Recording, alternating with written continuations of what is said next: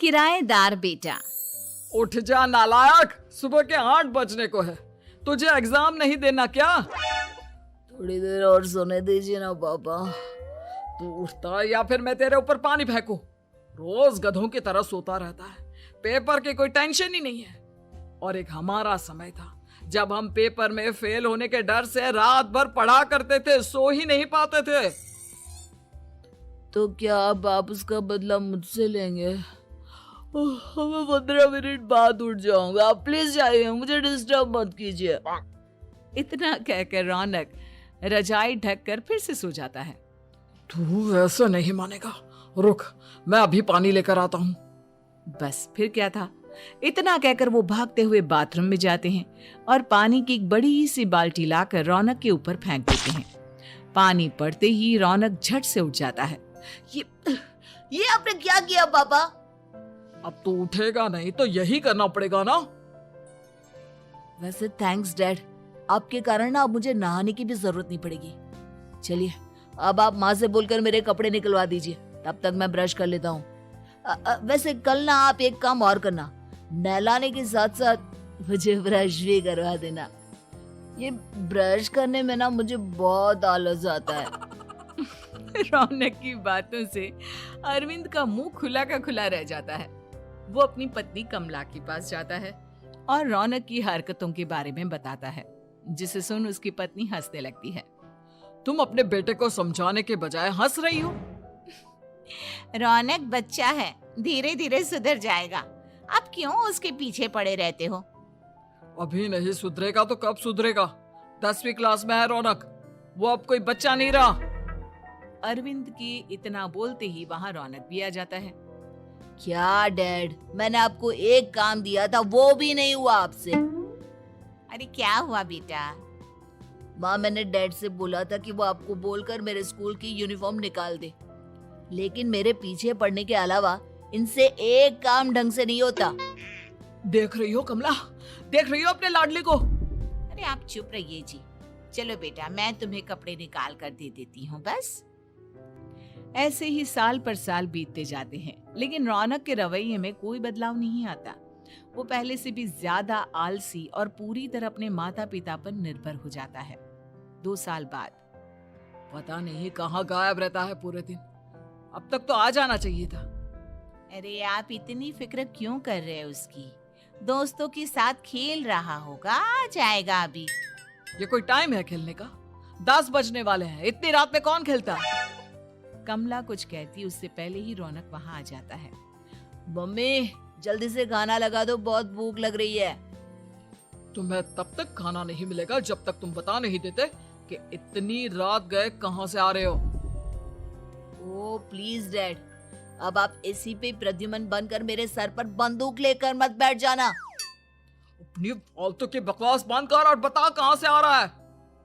माँ अब समझाइए ना डैड को।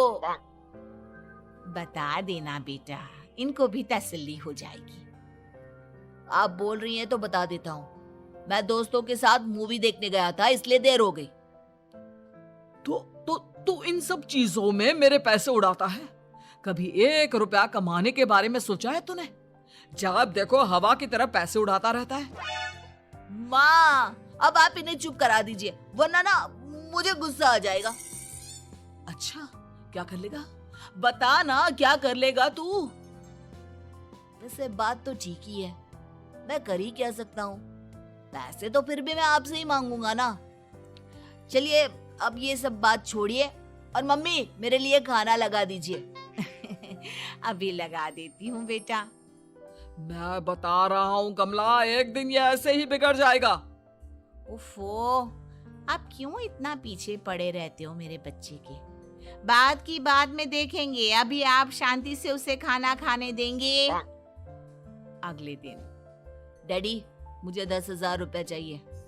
हाँ? अब इतने पैसे क्यों चाहिए तुझे? डैड अब बिना सवाल किए कभी पैसे नहीं दे सकते क्या? जब तक तू बताएगा नहीं तुझे पैसे भी नहीं मिलेंगे। अरे अब आप अपने बेटे को पैसे भी नहीं दे सकते? नालायक, तेरी उम्र के लोग नौकरी करते हैं और एक तू है जो नौकरी करने का नाम ही नहीं लेता कभी। आप लोगों के होते हुए भला मैं नौकरी क्यों करूं? अरे हम कब तक पैसे देंगे तुझे? तुझे भी तो अपने पैरों पर खड़ा होना होगा ना। कौन सा उधार के पैरों पर खड़ा हूँ? अपने ही तो पैरों पर खड़ा हूँ मैं। इसी तरह रौनक दिन प्रतिदिन लापरवाह होता जाता है।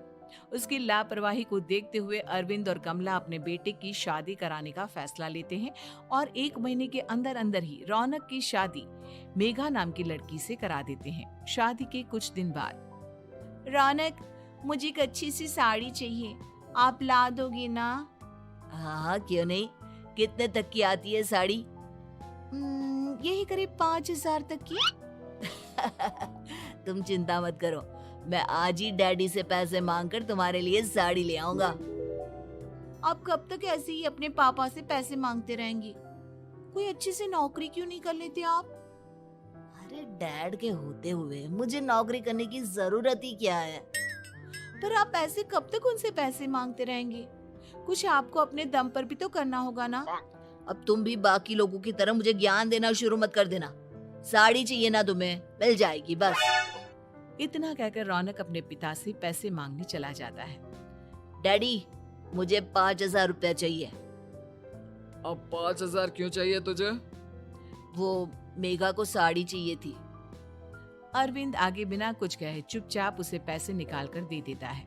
कुछ दिन बाद, तुम्हें नहीं लगता कमला, रौनक हम पर पहले से भी ज्यादा डिपेंड हो गया है? मुझे तो अब उसके भविष्य की चिंता होने लगी है। कल को हमें कुछ हो गया तो वो क्या करेगा? काश तुमने पहले ये सोच लिया होता तो आज हमारा बेटा इतना लापरवाह नहीं होता। तब मुझे कहाँ पता था कि मेरा लाड प्यार उसे इतना बिगाड़ देगा कि वो इस हद तक लापरवाह बन जाएगा। कोई बात नहीं, अभी भी देर नहीं हुई। मुझे पता है उसे कैसे सुधारा जा सकता है। कैसे? अरविंद कुछ कहता उससे पहले रौनक वहां आ जाता है और पैसों के लिए हाथ फैलाने लगता है।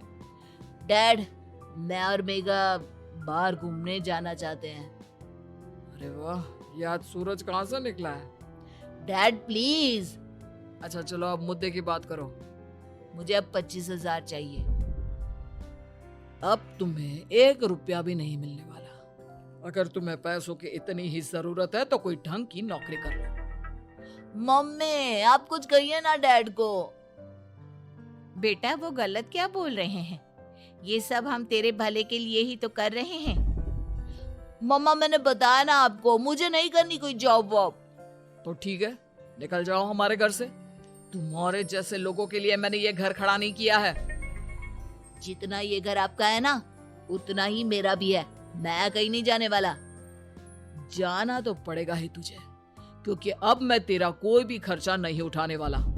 ठीक है, मत उठाइए मेरा खर्चा, मैं अपने दम पर भी जी सकता हूँ। तो बेशर्मों की तरह अब तक यहाँ क्यों खड़ा है? अपना सामान ले और निकल जाए यहाँ से।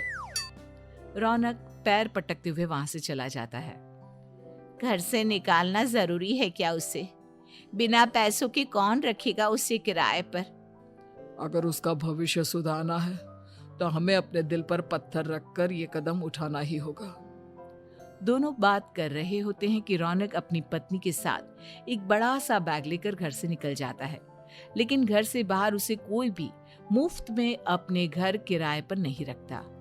अंत में थक हार कर वो फिर से अपने घर चला जाता है। क्या हुआ? थोड़ी देर पहले तो दहाड़ते हुए घर से निकला था, अब क्या हुआ? नहीं रखा ना किसी ने तुझे किराए पर? डैड प्लीज, मैं कुछ दिनों में कोई अच्छी सी नौकरी शुरू कर दूंगा। आप तब तक तो हमें रख लीजिए प्लीज। सुबह से रात हो चुकी है लेकिन कोई हमें रखने को राजी नहीं है। अब आप ही बताइए, इतनी रात को मैं मेघा को लेकर कहाँ जाऊंगा?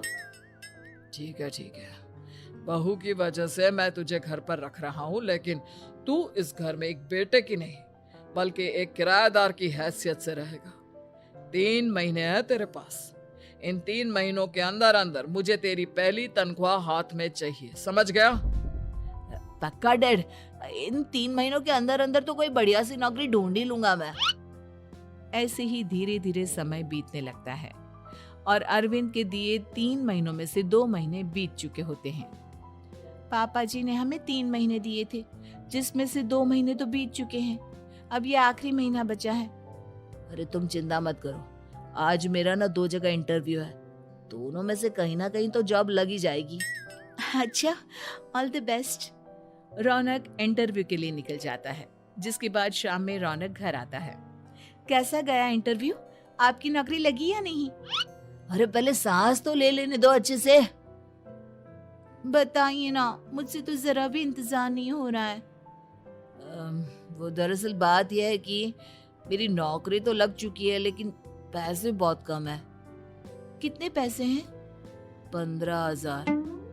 इतने में अरविंद और कमला मिठाई का डिब्बा लेकर आ जाते हैं। बधाई हो बेटा।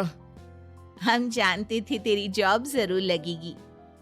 लेकिन मेरी सैलरी बहुत कम है मम्मा। कम है तो क्या हुआ, धीरे धीरे बढ़ जाएगी। हाँ बेटा, हम तो बस चाहते थे कि तू अपने पैरों पर खड़ा हो जाए। मतलब अब आप मुझे घर से नहीं निकालेंगे? नहीं, ये सब हमने तुझे जिम्मेदार इंसान बनाने के लिए किया था। Thank you mummy papa. अगर आप दोनों ऐसा नहीं करते तो मुझे कभी अपनी जिम्मेदारियों का एहसास तक नहीं होता। आज आपने मुझे सिखा दिया कि इंसान का अपने पैरों पर खड़ा होना भी जरूरी होता है। इतना कहकर रौनक झट से अपने माता पिता के गले लग जाता है और अपनी कमाई की पहली तनख्वाह वो अपने माता पिता के हाथ में सौंपता है। इस तरह रौनक एक गैर जिम्मेदार व्यक्ति से एक जिम्मेदार व्यक्ति बन जाता है।